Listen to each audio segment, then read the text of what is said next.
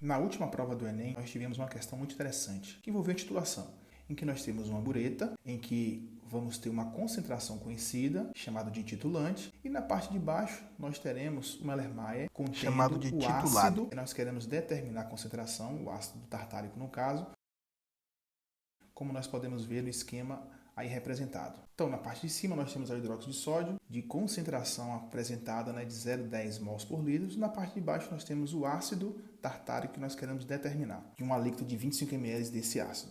Então, a partir disso nós iremos descobrir a concentração desse ácido tartárico. O hidróxido de sódio, que é de 0,10 mols por litro. Depois nós também temos o volume de hidróxido de sódio que foi gasto na titulação, que é de 8 ml. E também nós temos de ácido, que é de 25 ml. Com esses dados em mãos, nós podemos fazer alguns cálculos para determinarmos a concentração do ácido. Só que antes disso, é importante nós fazermos uma consideração com relação à fórmula do ácido tartárico. Vamos apresentar essa fórmula na fórmula molecular, em que nós temos CH4H6O6, reagindo com duas moléculas de hidróxido de sódio. Como nós podemos perceber, essa reação é uma reação de 1 para 2, ou seja, nós temos 1 mol de ácido tartárico reagindo com 2 mol de hidróxido de sódio. E o segredo dessa reação justamente é nessa questão estequiométrica. Muitas pessoas erraram devido a não fazer essa consideração. Nós sabemos também que no ponto de equivalência, a quantidade de matéria do hidróxido é igual à quantidade de matéria do ácido.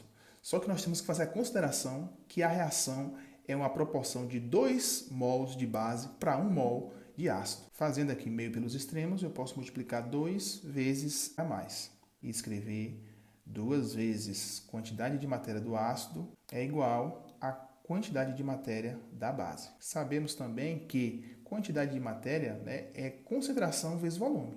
Então, N de ácido vai ser concentração do ácido vezes volume do ácido igual a concentração da base vezes o volume da base. Então, com todos esses valores aí, nós já podemos isolar a concentração do ácido para encontrá-lo. Então, eu vou isolar a concentração de ácido e vou dividir a concentração da base vezes o volume da base por 2 vezes o volume do ácido, como pode ser visto na figura acima. Feito isso, é só substituir os valores que já anotamos ali no que nós já temos. Não precisa transformar os volumes de ml. Agora, nós iremos substituir os valores. E vale salientar que não precisa transformar os volumes em ml para litros, porque nós iremos cortar essas unidades e não há necessidade de nós fazermos essa conversão de ml para litros, como nós podemos ver na questão acima. Feito isso, nós podemos fazer uma simplificação do 2 e do 8 e depois multiplicar o 0,10, 4 vezes 0,10 dividido por 25,